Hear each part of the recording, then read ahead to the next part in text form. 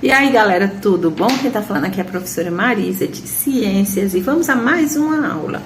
Hoje nós vamos conhecer um pouco sobre as características dos seres vivos. O que são seres vivos? Você é um ser vivo? Isso, muito bem, somos seres vivos. Nós, todos os outros animais, as plantas. Existem seres vivos que não podemos ver a olho nu, que são os seres microscópicos.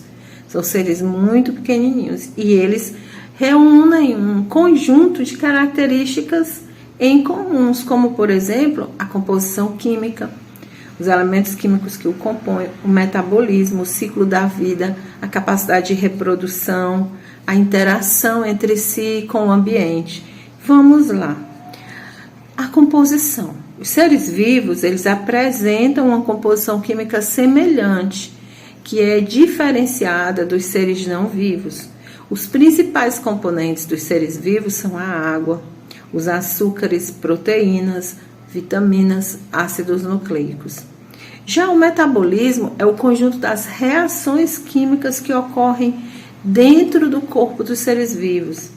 Esse processo está relacionado com produção de energia, com a manutenção do corpo. Ciclo de vida.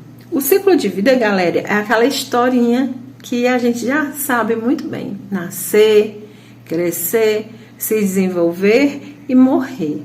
Reproduzir, né? A capacidade de reprodução, que é outra característica marcante. Por quê? Porque a capacidade de reprodução vai proporcionar a esses seres vivos a sua manutenção aqui na Terra, uma vez que ele gera outros seres, né? E gera descendentes.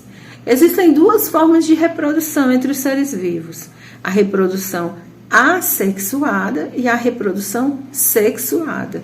Na reprodução assexuada, nós não temos a participação de células especiais, chamadas gametas, e ocorre uma clonagem, tá certo? Os seres não têm variabilidade genética, eles são idênticos.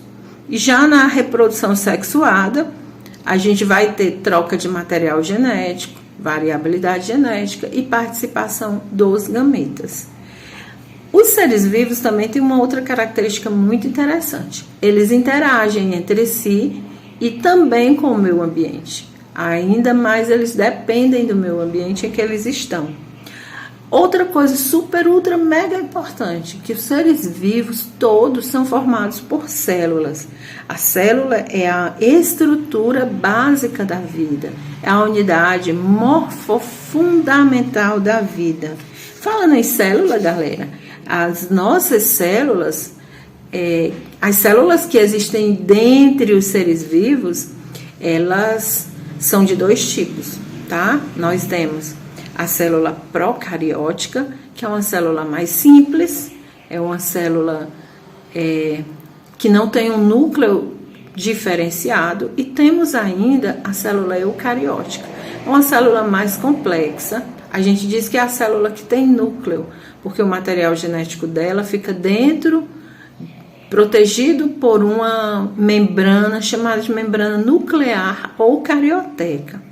As principais estruturas celulares são membrana plasmática, parede celular, que é externa à membrana plasmática, o citoplasma, que é a região intermediária, onde eu vou ter organelas, que são pequenos órgãos que vão fazer todas as funções dentro da célula, como respirar, digerir alimentos, produzir substâncias. Sim, a célula é como se fosse um pequeno ser vivo, tá? E, finalmente, o núcleo, cuja sua função é guardar o material genético, que o material genético é a estrutura da célula que vai conter todas as informações relacionadas à nossa vida, tá certo? As células procarióticas, elas não possuem o núcleo separado, mas elas possuem material genético.